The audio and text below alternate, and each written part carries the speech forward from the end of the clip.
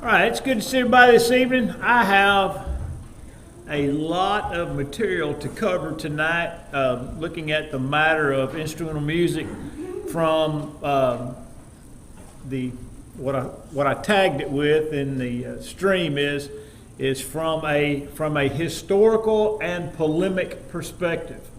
Right? Polemic means arguments made in favor of it. Historical is just that. What does history tell us about instrumental music with regard to its appearance or inclusion in the worship of the church? Because this morning was the matter of just what does the Bible say? And we noted over and over and over and over again, the Bible says sing, sing, sing, sing, sing.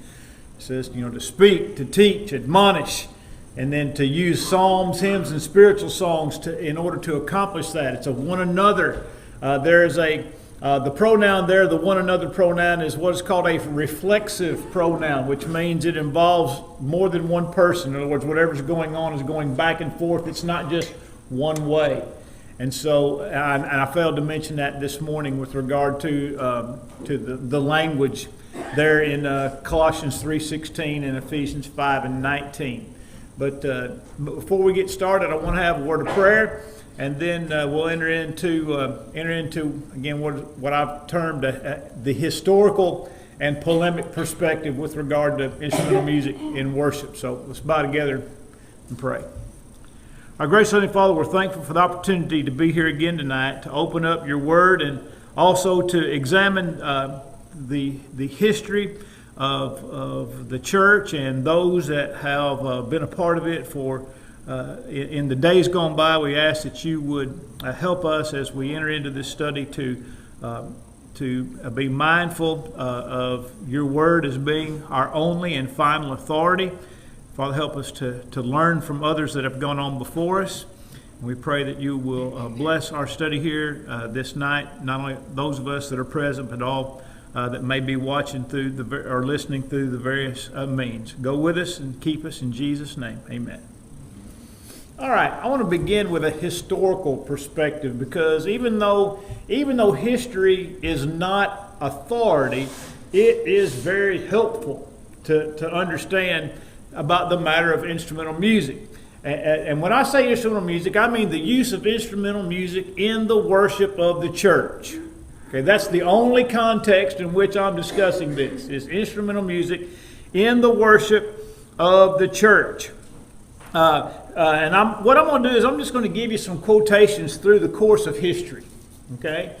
And also to help us to see that even though it's believed that a cappella singing is peculiar to churches of Christ, if you remember 2 or 3 weeks ago in the sermon, Not the Only Church, I made mention that the Greek Orthodox Church is also non-instrumental, and there's about 300 million of those people around the world. That the Primitive Baptists are non-instrumental. That little Primitive Baptist church on the right, as you're going into town, you'll not find an instrument in that building for the same reason that we don't use it. Reformed Presbyterians do not use it, and I discovered a number of other more independent style religions that do not use it. But I want us to see some things pertaining to the history of our religious neighbors that I think would be helpful, and I'll make a comment or two about that as we go forward. But with regard to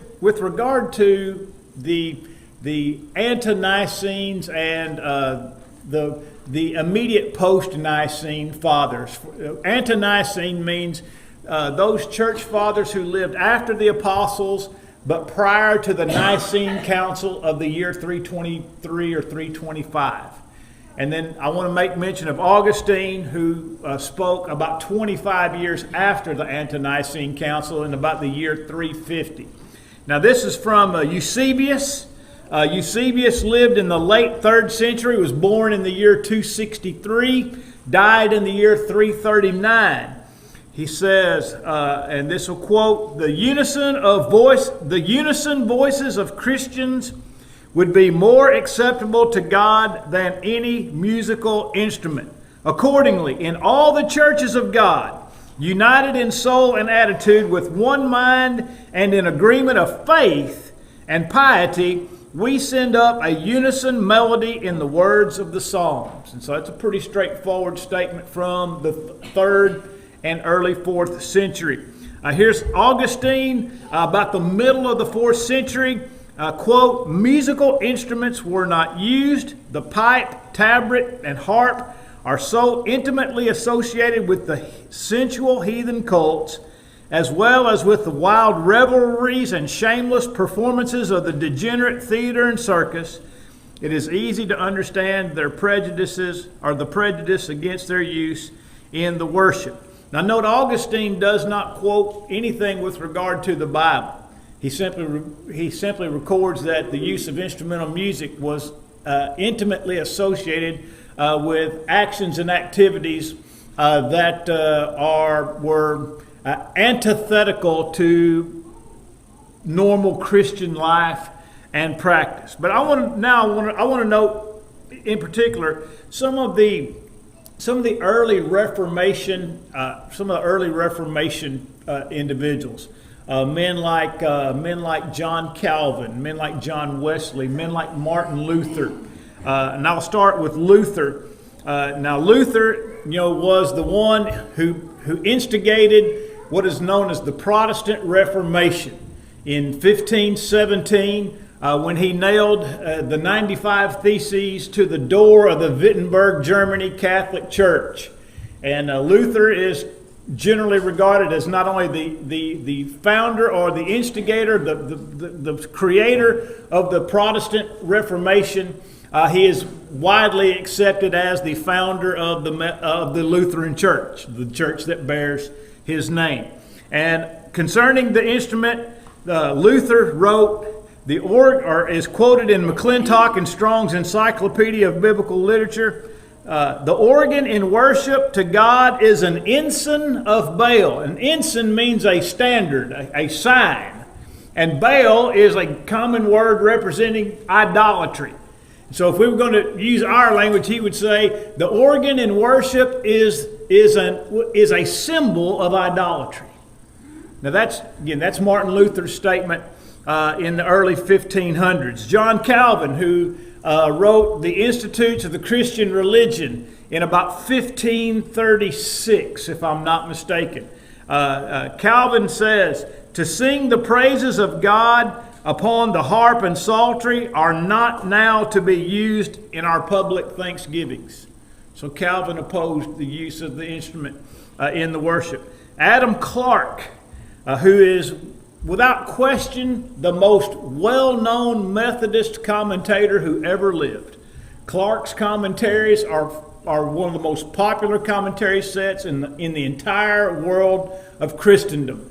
You'll get Clarke's commentaries in any Bible program that you ever buy. Clarke's commentaries are available online, Blue Letter Bible, any number of places you can find. Now here's what Clarke said. Now this goes back to what I mentioned this morning about Amos 6 and verse 5 and David inventing musical instruments.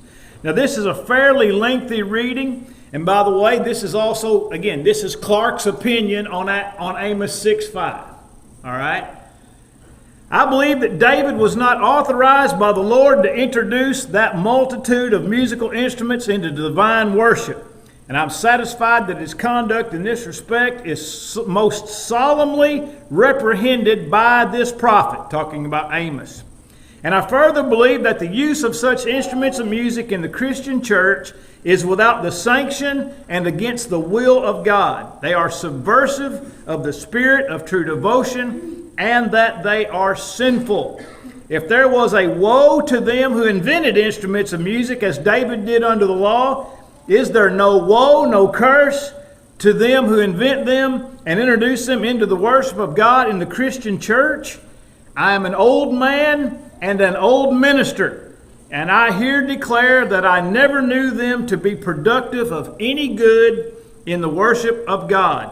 And I have had reason to believe they were productive of much evil. Music as a science I esteem and admire, but instruments of music in the house of God I abominate and abhor." That's a pretty strong statement from the most well-known and well-respected Methodist commentator who ever lived. Clark quoted John Wesley. Now, there is some question as to whether or not this quote is accurate, but Clark nevertheless was a contemporary of John Wesley. And if you know that John and Charles Wesley were the founders of the Methodist Church in about 1739. And so here's a quote from Clark, or by Clark, from Wesley. Wesley says, according to Clark, "I have no objection to the instruments being in our chapels, provided they are neither seen nor heard." Which I think is a pretty interesting statement. Charles Spurgeon was the greatest Baptist preacher who ever lived. He preached at the London Tabernacle, preached 6 days a week to about 20,000 people a week. There's no question Spurgeon's the most highly regarded Baptist preacher who ever lived.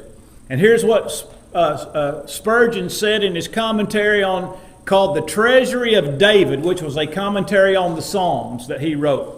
He says, "What a degradation to supplant the intelligent song of the whole congregation by the theatrical prettiness of a quartet, the refined niceties of a choir, or the blowing off of wind from inanimate bellows and pipes. We might as well pray by machinery as praise by it." Again, very strong statement by Spurgeon, who, by the way, lived in the mid-1800s. And the instrument was never used in the church where Spurgeon preached. And the reason I mention these things is that most people generally think that Baptist churches always had instrumental music in them, or Methodist churches always had instrumental music in them. And such is not the case. In fact, not even close to being the case. John L. Jardot, who wrote a doctoral thesis on instrumental music in the public worship of the church. He's not one of our people, but he wrote a doctoral thesis on the matter of instrumental music, said, "It is now generally agreed among learned men that the use of organs came into the church since the time of Thomas Aquinas around the year 1250. Now, Thomas Aquinas, you can read this statement from him. He says, "We do not use instruments of music so as not to appear to Judaize." In other words, we believe that the instrument of music and worship is so deeply associated with Jewish worship, and we don't want any part of that we would never use instrumental music on that account. But again, the year is important. 1250. More than 1,000 years after the establishment of the church, here's Thomas Aquinas writing that the church does not use instrumental music in the worship. Now, here's a book. I'm going to quote you from a book by David Benedict, who was a Baptist preacher, and he wrote a memoir of sorts titled 50 Years Among the Baptists. Okay, now you got to remember, Benedict himself was a Baptist, and he was writing a memoir about his 50 years as a Baptist preacher. And here's what Benedict said. "Staunch old Baptists in former times would as soon tolerated the Pope of Rome in their pulpit as an organ in their galleries, and yet the instrument has gradually found its way in among them." Pretty stout statement. In other words, your old-time Baptists would rather listen to the Pope preach as hear an organ being played in their assemblies. Also this, Benedict also noted that the first appearance of instrumental music in American Baptist churches did not occur until 1840 in Pawtucket, Rhode Island, in the church where he was a minister. He was the preacher in Pawtucket, Rhode Island in 1840, and he said, "Ours was the first church to employ instrumental music among the Baptists in America." 1840. Here's William B. Posey. Again, a book of history called Baptist Churches in the Lower Mississippi Valley. He said, "For years, the Baptists fought the introduction of instrumental music into the churches. installation of the organ brought serious difficulties in many churches. Last one is this, and I stumbled across this one online. The Sparks Chapel Methodist Church in Key West, Florida, has a page dedicated to their history. Now this, again, the Sparks Chapel Methodist Church, founded in 1845. It says, this is what they say on their own history page. In 1868, the Methodists, having decided to introduce instrumental music in their church, about 30 members severed themselves from the congregation and formed a new organization. It was called Sparks Chapel after Reverend J.O.A. Sparks, its first pastor. A lot on the corner of Fleming and William Streets was procured and a frame building erected. The deed of gift to the land and contained a clause intended to prohibit the use of instrumental music in any church erected thereon. This is what you hear me sometimes make a reference to, putting the creed in the deed. In other words, when they gifted that property to those people to build a church, in the deed itself, it said no instrumental music will ever be played in any building built on this property. It says Sparks drew up the deed, but it was not properly worded, failed of its purpose, and in 1892, instrumental music was introduced in the chapel over the objection of the older members. Now we're talking about the turn of the 20th century, where Methodist churches are still being divided over the introduction of instrumental music into their worship assemblies. But I'm going to tell you something. Most Baptist folks don't know this. Most Methodist folks don't know this. They don't know their own history. But I tell you these things, again, not to prove anything, but to show you that across the board in the 19th century, members of the Churches of Christ, when the Churches of Christ began to grow out of the Restoration movement, their lack of use of instrumental music had nothing to do with the formation of a new religious body. No, they simply practiced what everybody practiced. Nobody was using the instrument in the early to mid 1800s.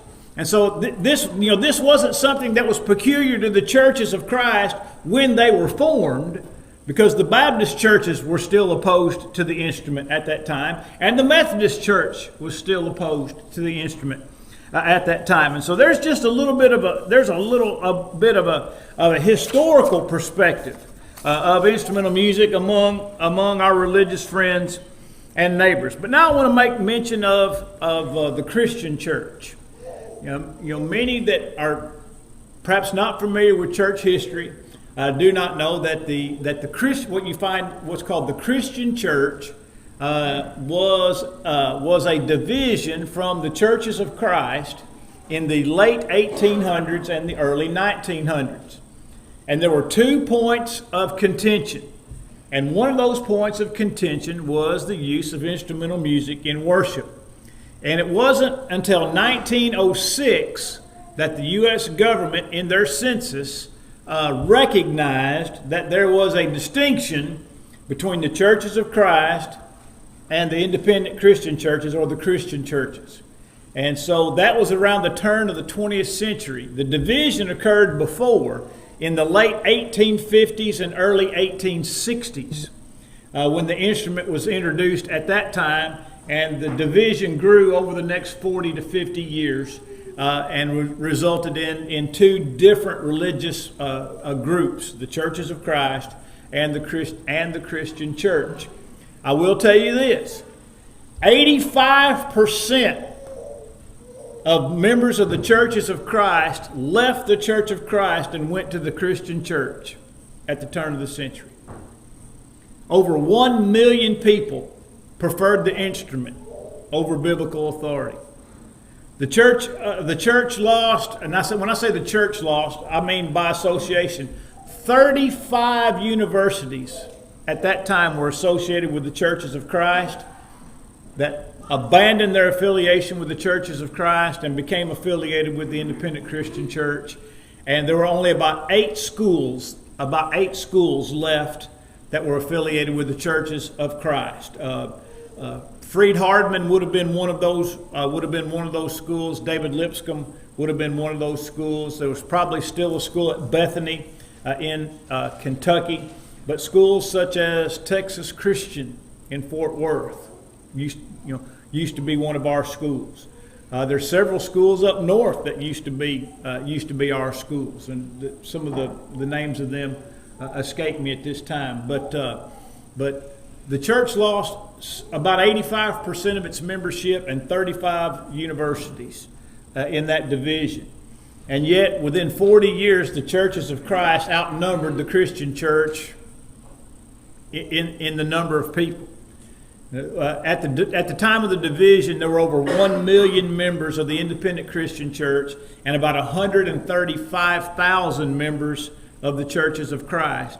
And within about 2 decades, the Churches of Christ outpaced and outnumbered the Christian churches again. And so, it was a difficult time in the early part of the 20th century for the church with regard to that division. But the Lord continued to bless those people who stood for biblical authority. But beginning in the early 1900s, there were a number of debates between the representatives of the Christian church and representatives of the Churches of Christ over the matter of instrumental music. And just to be forthright, the Christian church decided that they were going to start in East Tennessee and work their way west. In other words, they were going to I don't know what you'd call it. They were going to colonize the Churches of Christ and convert them into independent Christian churches. And they had a lot of success in East Tennessee. In fact, to this day, there are still a lot of Christian churches in East Tennessee. But there was a debate in Henderson, Tennessee in 1903 between Joe S. Warlick and an independent Christian church preacher whose last name was Stark. And Warlick, for lack of a better term, destroyed Stark in that debate. There was a debate in Nashville in 1923, the Hardman-Boswell debate. Obviously, Hardman being N.B. Hardman, the founder of Freed-Hardeman University, one of the founders of Freed-Hardeman University. The Hardman-Boswell debate took place in 1923 in Nashville. There were 8 nights, and literally thousands of people entered. I believe they debated in the Ryman, and there were thousands of people, and speakers were set up because there were thousands of people gathered outside to hear that debate. It was covered by the local newspapers. It was such an event. And that also staunched the Christian church in Middle Tennessee. And if you were to look now, you can find a lot of churches, Christian churches, in East Tennessee. East Tennessee, Knoxville. But as you get to Nashville, the Christian church is almost non-existent. But at one time, there were 106 Churches of Christ in Nashville, which is Davidson County, but almost no Christian churches. You come over to where Freed-Hardeman is in Henderson, Tennessee, and you look at how strong the church is there, and there's one Christian church in Henderson, Tennessee, and maybe one in Jackson. They're just non-existent. But the church is strong through that area, and then moving westward. But men like Joe S. Warlick and N.B. Hardman staunched that tide in Middle Tennessee during the early part of the 20th century. And I think that's important for us to remember. By the way, do any of you know where the nearest Christian church is to us right now?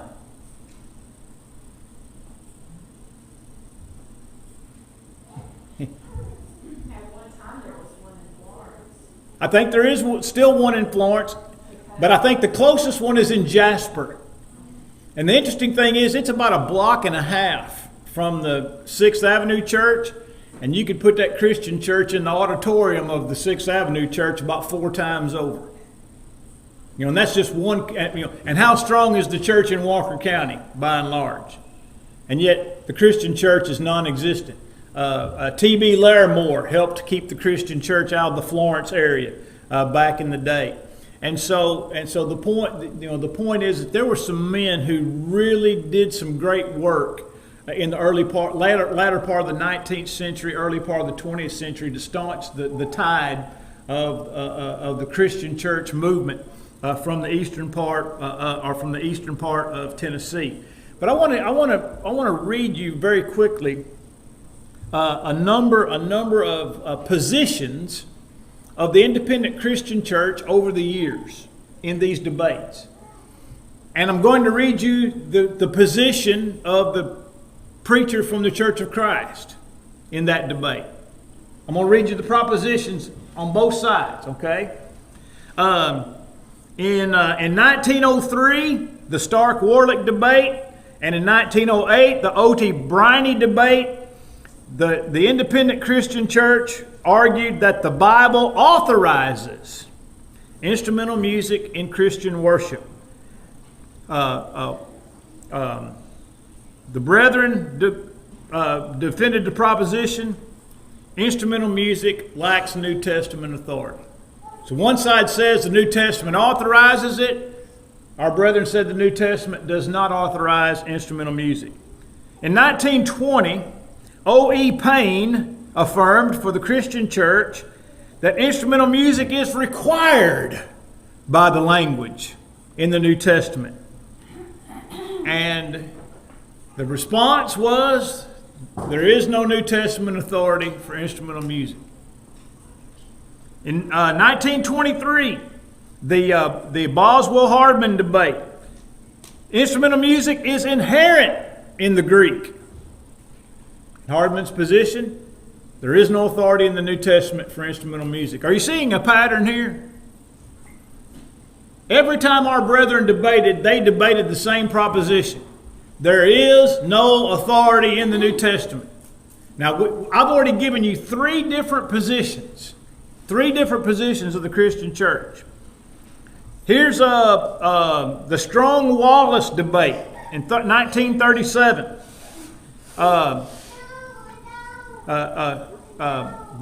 Strong says the Bible authorizes instrumental music, and the Bible furnishes proof for its use in the New Testament church. And Wallace's position, instrumental music lacks New Testament authority. The Barber-Wallace debate, Burton Barber affirmed instrumental music precedes the old law, and thus only a specific New Testament prohibition can forbid its validity. Wallace, instrumental music lacks New Testament authority. 1951, Julian Hunt argued that instrumental music is only an aid to singing. In Brother Wallace's position, instrumental music lacks New Testament authority. Don DeWelt, Christian church preacher, said there's no authority for congregational singing in worship. And the response was, there is no authority in the New Testament for instrumental music in worship. 1988, and I have this debate, I've read it several times. Gibbon Blakely said, items of worship do not exist. Therefore, there is no need for authority in what you do in worship. Whatever you intend to do in worship to God is accepted by God. Alan Hires, instrumental music lacks New Testament authority. By the way, there are more of these, but this should be sufficient. Here's the point. If any one of those arguments that they made had been valid, what would they have done? They would have continued to argue that. They would have continued to argue that proposition, right? You know, if A is true, and you debate that A is true, and if it is true and it's not refuted, then the next debate, what are you going to debate? You're going to debate that A is true. And yet, every 5 or 10 years, the Christian church changed their argument. But our brethren never changed their argument. In every single debate, it was said and argued by our brethren, there is no authority in the New Testament for instrumental music. So you know what, in other words, you know which position is right because it's the only position we've ever argued. And as I mentioned in that sermon, Not the Only Church, we argue the exact same arguments as the primitive Baptists. You read, again, you go to pb.org and you search instrumental music and you look at their arguments and their defense of a cappella singing and their refutation of all the arguments that people make. And here's what it all boils down to. There is no authority in the New Testament for instrumental music. That's the position. That's the biblical position, and that has to be our position. There is no authority in the New Testament for instrumental music. Now, let's look at some of the arguments that are sometimes made with regard to instrumental music, defenses. Now, I preached a sermon a number of years ago. Philip told me he remembered hearing it. I preached a sermon years ago, and by the way, I got this sermon from Dan Jenkins. He preached it I believe he preached it at Tidwell Chapel about 25 years ago, and I heard him preach it. And he preached a sermon called, Is There a Door Big Enough? Is there a door big enough? And the point was, is there a door big enough to allow the instrument to be rolled into the church? And what I did when I preached the sermon is, and I've still got the Word Perfect file. I can still print them. We had two doors in the back, a door there, and a door there. And I put a sign on every door. That was an argument in defense of instrumental music. And I still remember as clear as day, Tommy Humphreys was sitting in his seat, which was right behind where Drew's sitting. Tommy anchored that pew back there on the far back corner, and I made Tommy get up and read the sign that was on the door that was closest to him. But there was a sign on every door, and I had somebody read that sign. In other words, is this door big enough? For example, is the Old Testament door big enough to roll the instrument into the church? Well, if it is, then everything that's in the Old Testament can be rolled into the church. In other words, we don't get to pick and choose what parts of the Old Testament we want to bring into the church. Is that right, or is that correct? So if the door is big enough to allow instrumental music, if the Old Testament door is big enough to allow instrumental music, the Old Testament door is big enough to roll in animal sacrifice. Right? The Old Testament door is big enough to roll in Saturday observances, Sabbath observances. The Old Testament door is big enough to roll in polygamy. The Old Testament door is big enough to roll in the Levitical priesthood. The Old Testament door is big enough to roll in the burning of incense. The Old Testament door is big enough to roll in Pentecost. In other words, if the door is big enough, if the Old Testament door is big enough to roll in the instrument, it's big enough to roll in every single thing that we can find in the Old Testament. And yet nobody will argue that. Nobody will defend that premise. But of course, here's what we know. The entire book of Hebrews repeatedly tells us that the Old Testament, specifically the Old Law of Moses, has been what? Done away with, abolished. It's done. And Hebrews 7 and in verse 14 and following, and speaking about the high priesthood of Jesus, it says, where there is a change of priesthood, there must be of necessity a change of the law. And there was a change of priesthood, right? There was an Aaronic priesthood, and all the high priests were supposedly from Aaron's lineage. But now we have a high priest who's not from Aaron's lineage. Namely who? Who's our high priest today? Jesus is our high priest, right? Hebrews 4, we do not have a high priest who cannot be touched with the feelings of our infirmities, but was in all points tempted like as we are, yet without sin. Hebrews 4:15. Jesus is our high priest. But if Jesus is going to be our high priest, there had to be a change of the law.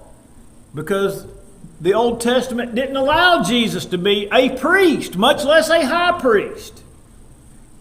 Hebrews chapter 8 tells us that the old law has been done away with. It's growing old and it's waxing old and ready to pass. It's ready to pass away. Hebrews chapter 9 speaks of the old and the new covenant.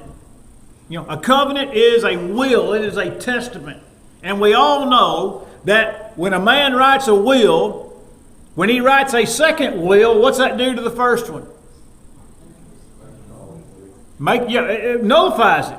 It's of no value whatsoever in regard to the execution in probate, right? The judge doesn't get to go back, and if you've had 10 wills, the judge doesn't get. If you're of sound mind and body when you make the last one, or sound mind, I guess it is. I remember my dad's will said being of sound mind, and didn't say of sound body because he was fixing to die. And that was the first time I'd ever read that. It said being of sound mind. Didn't say of sound mind and body. But in any event, if a person's of sound mind, they write a will. The last one is the one that counts, right? And all previous wills are rendered null and void. And the New Testament is God's will for us today. And when He instituted it, and brought it into existence by the death of Jesus Christ, it invalidated every other covenant that He had ever made. And so we understand that we cannot appeal to the Old Testament for any practices that we engage in the church. Now, does that mean that the Old Testament has no value? No, it doesn't mean that. I mean, Romans 15 and verse 4 says the things written aforetime written for our learning. 1 Corinthians 10 and verses 11 and 12, in speaking about all the things that happened to Israel, said these things happened to them as examples for us. There's a lot to learn from the Old Testament, but there's no authoritative documents for us in the Old Testament. And so the Old Testament door is not big enough. Then there is what's called the revelation or the heavenly door. The argument, well, you can read about harps being played in heaven. There's harps in the book of Revelation. And there, if there's harps in heaven, you can have harps in the church. That's pretty specious reasoning at best. But let me ask this question. The harps that you find in heaven are found in Revelation 5 and verse 8. Isn't that about right? Let's open up and make sure I got that right. It says, now when He had taken the scroll, the 4 living creatures and 24 elders fell down before the Lamb, each having a harp and golden bowls full of incense, which are the prayers of the saints. Now, in the context of Revelation chapter 4, 5, and 6, are we going to bring in golden bowls of incense? Are we going to bring in the 24 elders with their golden crowns? Are we going to bring in the 4 beasts full of eyes? Are we going to bring in the Lamb with 7 horns and 7 eyes? In a literal way? And the answer is no. We're not going to bring those things in. Why? Because everything that I just mentioned is representative of something else. Who's the Lamb with 7 horns and 7 eyes? Who's the Lamb with 7 horns and 7 eyes? It's Jesus. And what are the golden bowls of incense? It says the golden bowls are the prayers of the saints. And I haven't looked at the language, but it may well be the case that the harps and the bowls are the prayers of the saints. But the point is that it's foolish to take symbolic language and then literalize it and then bring it into a place that it's never found in the church. Does that make sense? Just because we read about harps in heaven doesn't mean that harps belong in the church. First of all, you got to tell me what those harps represent, because everything else in that context represents another thing. It's not to be understood in a literal sense. If what is in heaven belongs on earth, then what of things not in heaven? Can you abolish what is not on heaven on earth? In other words, if things that the Bible speaks of in heaven belong on earth, then wouldn't it also make sense that things that are not in heaven do not belong on earth? I mean, that's only right, isn't it? Well, what don't we find in heaven that we find on earth? How about marriage? Is there marriage in heaven? There's no marriage in heaven. Jesus is clear on that in Matthew 22. No marriage. But yet we have marriage on earth, don't we? And rightfully so. And Jesus speaks about marriage and he regulates marriage. But the point is that the reasoning within that argumentation is just not very sound. That just because I can read about a thing in a symbolic book, in the book of Revelation as being in heaven, doesn't mean that I can wrench that thing out of that book and put it in the church of the New Testament. Now here's the biggest door that people think that there is. You ready for this one? It doesn't say not to door. That's the big door. It doesn't say not to door. So in other words, anything not expressly forbidden by the Bible is permissible. Now, does anybody want to open up that Pandora's box? That everything not expressly forbidden is permissible in the church. For example, can we sprinkle infants in the church? Can we? No, we can't.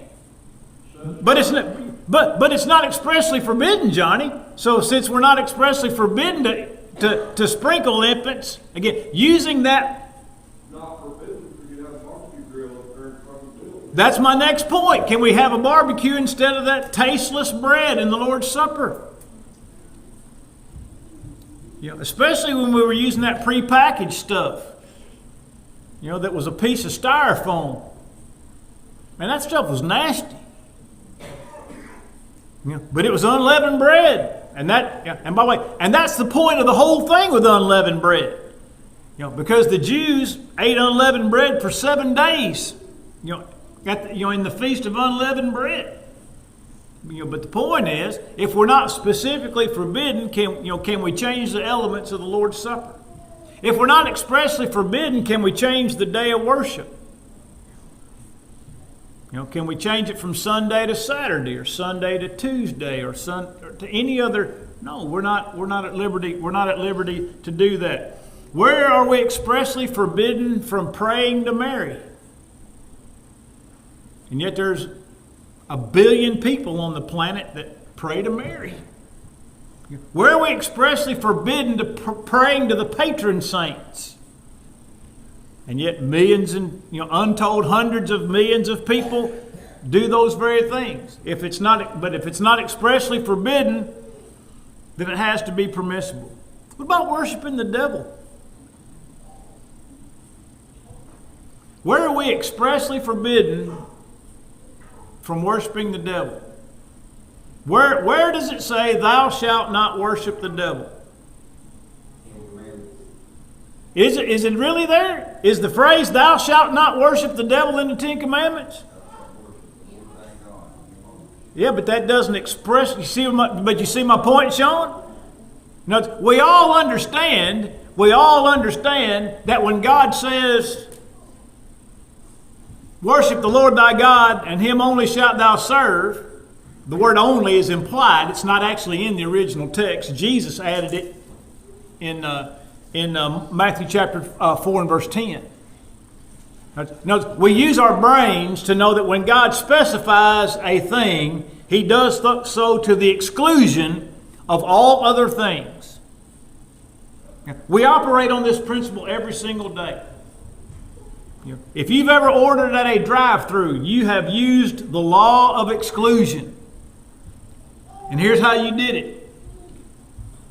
You drove up to the thing there at where the menu is, and you told them exactly what you wanted, right?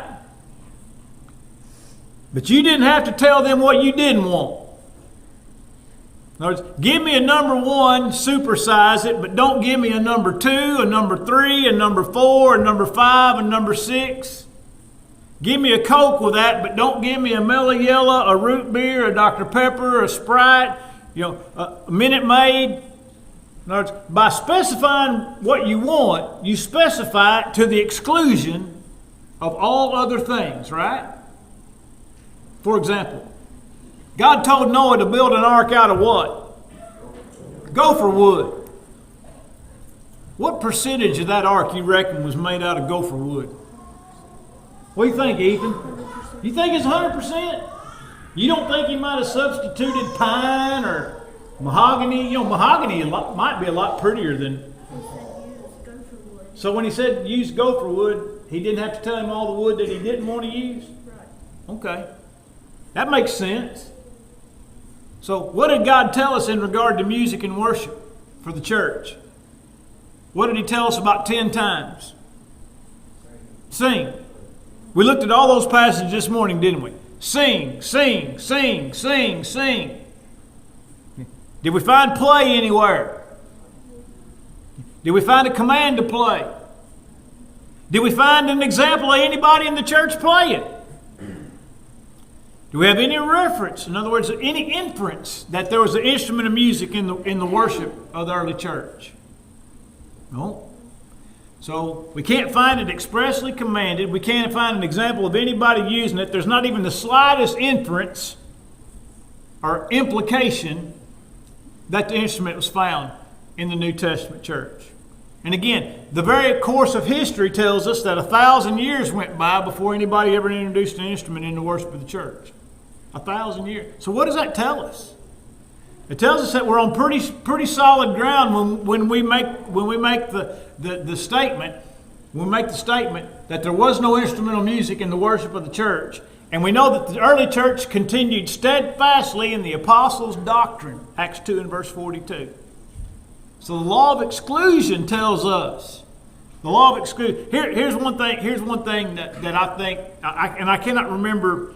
Might have been Alan Hires used this phrase. He said, "The instrument in the New Testament church is conspicuous by its absence." In other words, it draws attention to itself by the fact that it's not there. If y'all were to walk, if I were to pull a trick on y'all and y'all came in on some Sunday morning for worship and the Lord's Supper table was gone and the lectern was gone and all the chairs were gone and there was nothing up here in the front but carpet, it would be conspicuous, wouldn't it? But not because you can see it, because you can't see it. Now, when you have the worship of the temple worship, where David introduced music in the temple worship, and now all of a sudden the instrument just abruptly disappears in the establishment of the church, it's conspicuous by its absence, which helps us learn that it was not a part of the New Testament, the worship of the New Testament church. All right, number 4, the aid door. It helps me. In other words, instrumental music helps the singing, makes it sound better. All right? Now, where in the church are we told to do whatever it takes to make our music sound better? And there's the point. Sound better to who? Sound better to who? We know that we can sing and sing beautifully and still not worship God. Isn't that right? We can sing and sing well and still not worship God. And somebody might be back there singing and it sounds like 2 cats fighting. And that person may actually be worshiping God. Isn't that right? Because the sound that comes out of the mouth is not any indication as to what's going on in the heart. Well, we were commanded to sing, and that one word that's been left out. We weren't told to sing good. Yeah, I'm thankful for that. If we'd been told to sing good, about half of us would go home. Well, and again, good is subjective. Some people like opera. He's a good singer.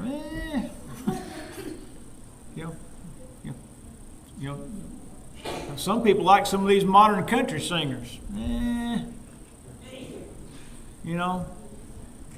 Good singer. I don't know about that. Of course, some people don't like Hank Williams.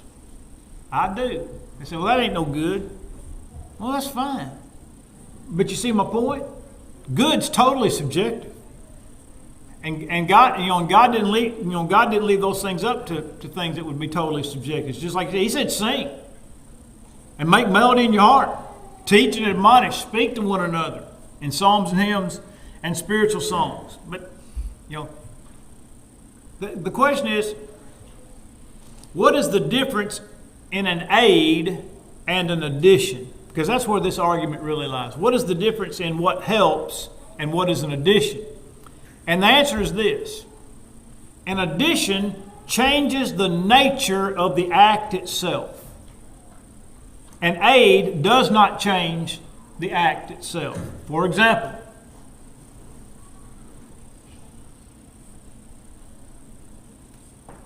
what is this?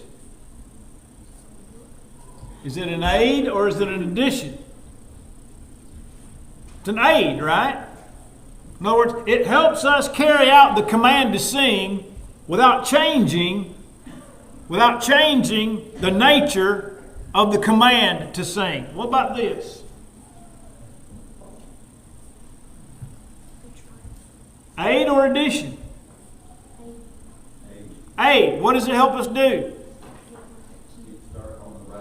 Helps us all start on the same place, right? And you don't play it while you're singing. That's right. As the old saying is, this thing knows when to be quiet. The piano and the guitar don't know when to be quiet. Pitch pipe knows when to be quiet, right? In other words, the pushing of air through this thing is not instrumental music. It's not worship. It's an aid. It's not an addition. Right? How about a microphone? Microphone an aid or an addition? It's an aid. In other words, for the song leader to be heard. In other words, it doesn't change the nature of the command. But instrumental music, adding instruments to the singing changes the very nature of what you're doing. If I told you to sing the national anthem, or I told you to play the national anthem, I've told you to do two different things, haven't I? Is that right? By the way, the very word or phrase a cappella is a Latin word which means in the style of the church. That's what it means. A cappella means in the style of the church. Now, but what do we know the word to mean? Non-instrumental. Voices only. Voices only. But isn't it interesting that old Latin phrase, which means voices only, a cappella, means in the style of the church. Again, the history again behind these things. Then there is the talent door. I got to use my talents. If I have a talent, I got to use it in worship. Well, if that is the truth, then what talent might we be able to exclude? In other words, if I get to use in worship my talent, what talent gets excluded from the worship? What if I was a really good buck dancer? What if I was a good clogger? Could I do that? That's my talent. What if I could walk on my hands?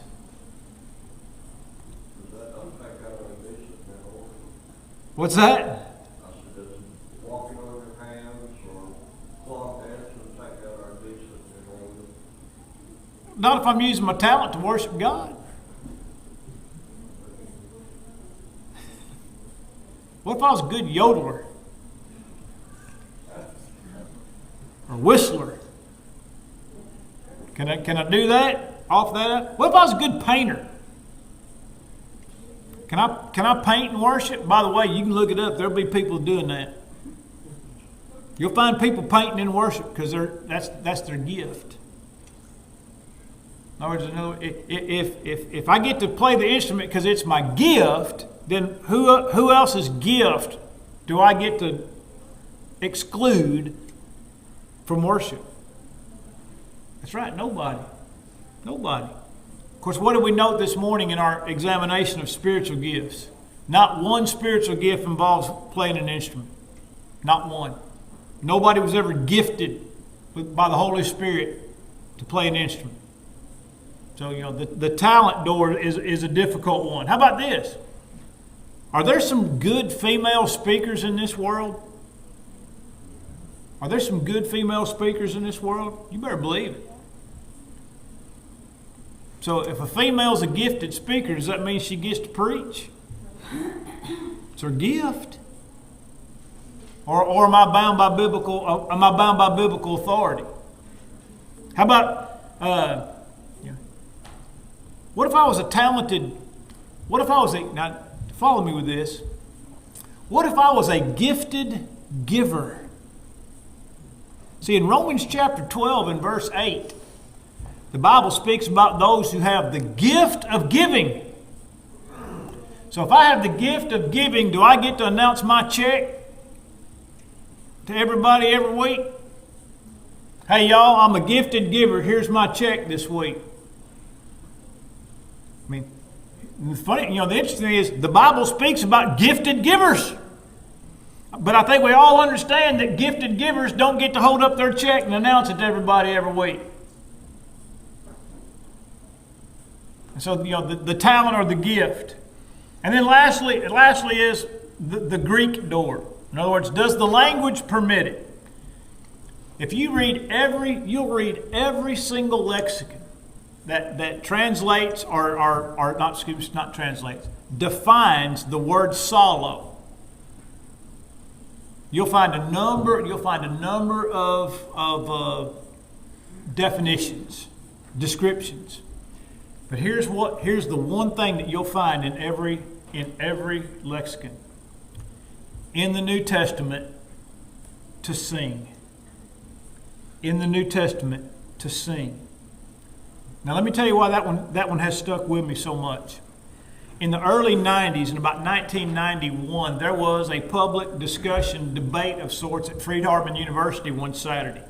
And two men defended the truth on instrumental music, and they had two men there that had left the church and were practicing the use of instrumental music. And I'm sitting there in Lloyd Auditorium with G.B. Ritchie, and I don't remember if it was Bill Sweatman or Larry James, one of those two guys, got up and just put up, this back in the days of overheads, all right? You had the overhead projector up there, and he just kept throwing up transparency after transparency, quoting lexicon after lexicon after lexicon after lexicon that said repeatedly, to play an instrument, to pluck a string, and those types of things over and over and over again. And I'm going to tell you something. I started getting nervous. I'm 24. I'm 24 years old. I'm new to this game. I didn't get a Bible degree at Friedhardeman. I got an ag degree at Friedhardeman. I haven't studied these things like some of these guys have. And I started getting nervous. Slide after slide after slide. Pluck, play, pluck, play, pluck, play. And I'll never forget it as long as I live.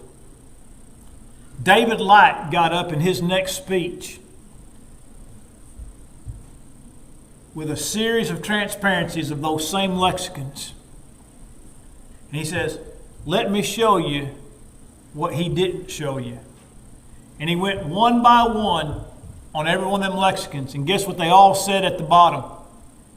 In the New Testament, to sing. I'm like,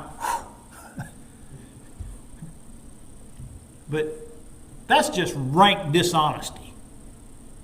That is rank dishonesty. That's wanting to prove your point so bad that you're willing to misrepresent the authorities on the matter to make your point. Listen, I've still got the bound copies in my office. I believe it's at my office at the house of all of David Lip's slides. As soon as that thing was published, I bought it.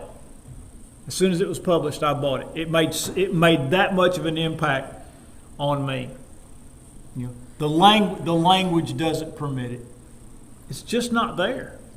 You know, and people that want to argue that it is either haven't studied it, or they're not being honest. They're not being honest with the text itself. And so that's six things. All right, man, I'm over time. It's past 6:30, and so I'm going to shut this thing down. Does anybody have any questions about any? By the way, if anybody wants this material, there's 3 pages of material here. I'll photocopy it and give you. You know, if you want this, I'll let you have it. You know, I've got it on my computer.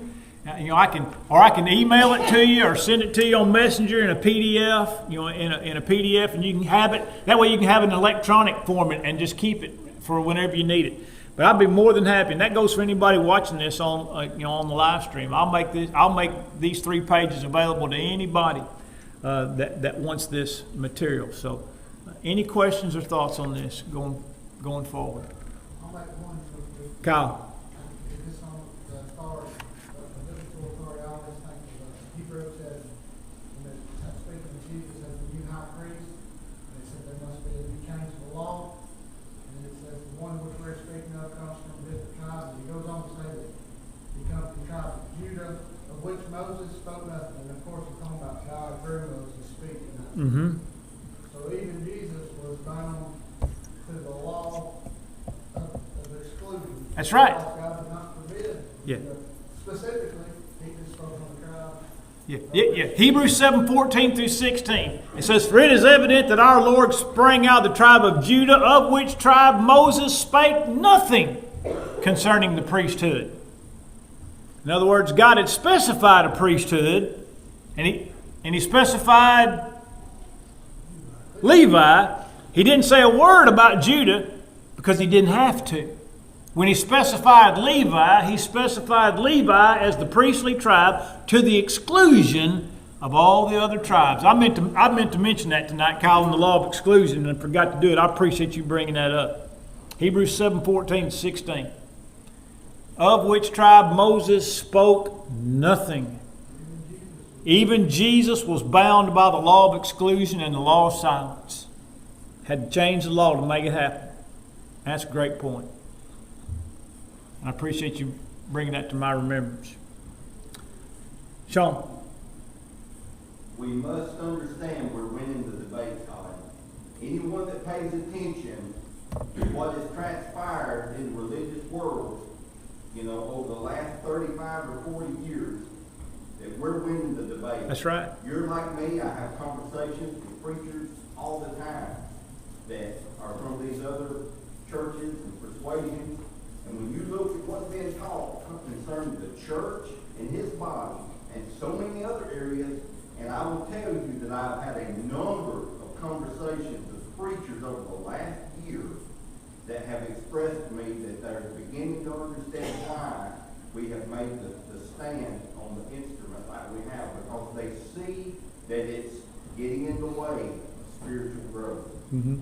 There's a book, I forgot, I can't remember the name of the author. It's called Old Light on New Worship.